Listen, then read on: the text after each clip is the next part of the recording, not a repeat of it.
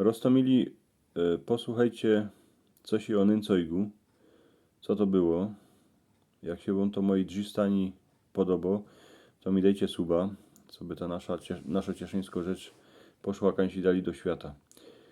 Mało drzewiano kisienka.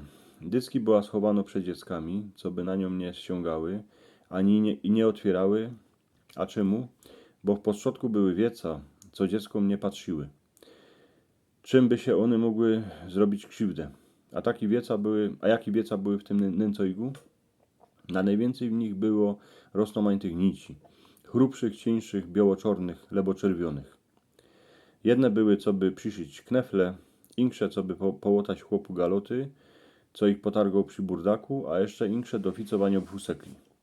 No a jak tam były nici, to musiały być a jegły, a heknodle, bo jedno ku drugiemu patrzy, a jedne bez drugich nie poradziły nic zrobić.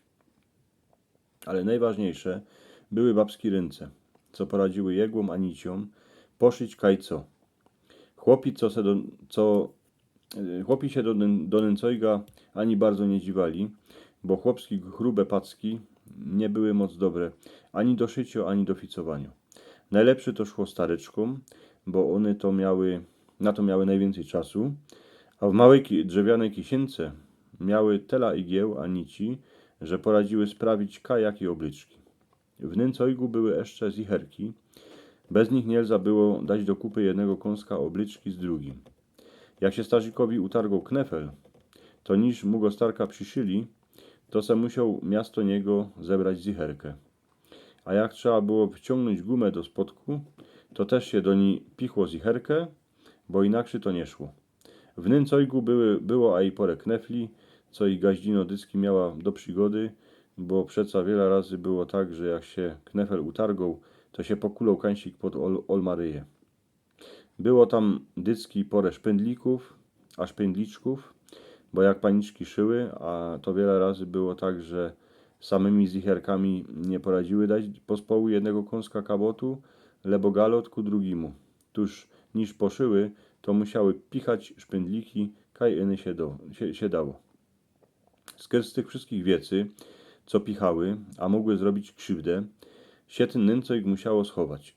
Gortymu, że tam były jegły, a prawiło się, że jegła to je pieruna, bo bez mala jak wlezie komusikaj do ciała, to idzie chnet do serca. Tak prawiła moja starociotka Malka.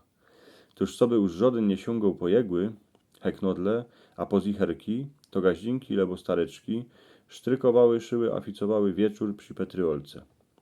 Darmo światła było mało, ale aspoň ich żaden nie napalował.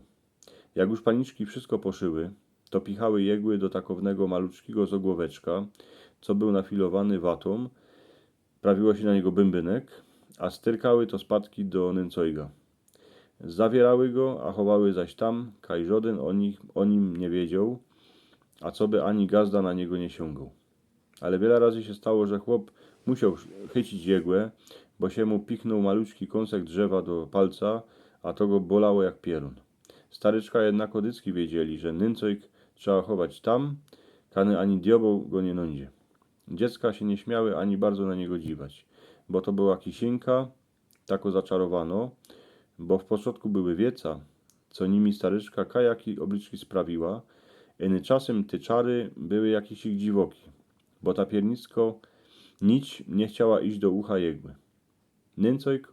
Nęcojgi furt są po chałupach, iny że z drzewa, a nie z plastiku. Że nie z drzewa, ale z plastiku.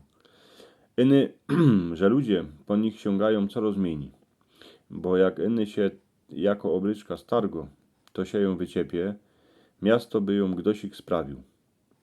Tuż pyty, jak się wam jakoś ich oblyczka z rympoli, to ją dejcie poszyć starce.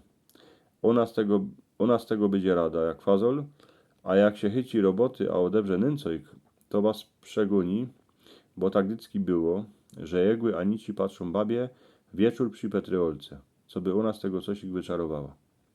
Miejcie się pięknie.